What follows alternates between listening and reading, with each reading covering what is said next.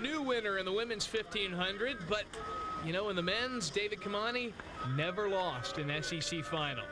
We were kidding him yesterday saying, David, like, run wide, because we've seen him trip twice in SEC competitions indoors. So he's run around equivalent to around a 358 mile outdoors this year, but there's quite a few hogs in the pack. Kamani has won multiple national titles.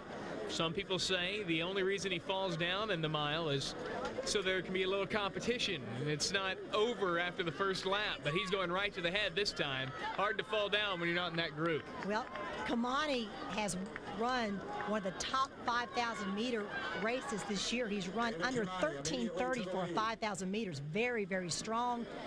He may be thinking here, Justin, take the lead, get out of the trouble he's been in before, not wanting to fall. Also, Mulvaney on his shoulder has a very good kick.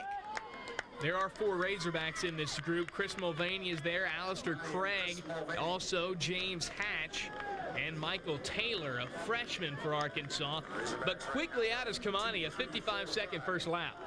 And that's impressive. You talk about 55, we're talking about a 350 or so mile pace. So this is unusual in SEC competition because these guys are doubling, tripling it sometimes for them to take it out this strong. Kamani, he's got the strength of a 5,000 meter runner. Can he hold it? And this is unlike what he has done in the past, because of the last 2 years, he has been one to hang with the group and make his run late. This time, he's going right to the head of the field. That's a good point, Justin, because a lot of times you get used to your own tactics. He may have felt comfortable in the back. When you're in the back, sometimes you're not thinking about the pain you're in. You're thinking about just trying to get around runners. Your mind's doing a lot more thinking, wondering when you're taking the lead like this. 2 laps to go.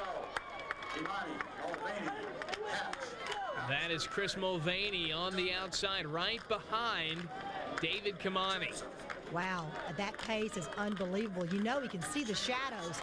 He was kind of glancing over. He knows Mulvaney is right on his heels. Another very fast lap, 59 seconds. 59 seconds for that 400, so it's 156, folks, for 800 meters. This would be an SEC record if they could keep this up.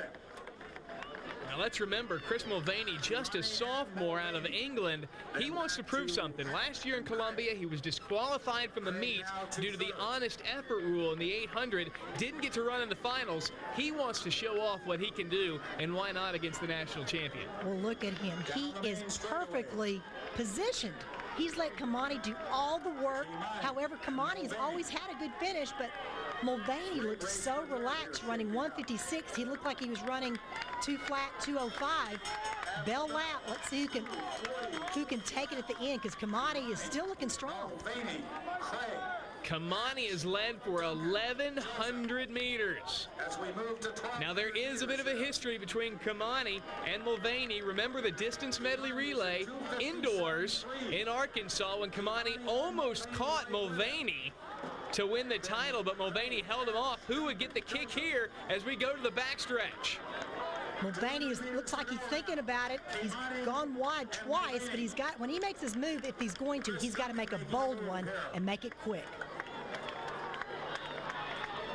In the last corner, Mulvaney and Kamani, who's got the legs left? If you're smart, you're going to swing wide coming off that turn, slingshot off the turn. Chris Mulvaney has been in the perfect spot all day, and the streak is over. Chris Mulvaney has upset David Kamani to win the SEC title in the men's 1500. And with that time, that is less than a 4-minute mile. It's the metric mile, of course.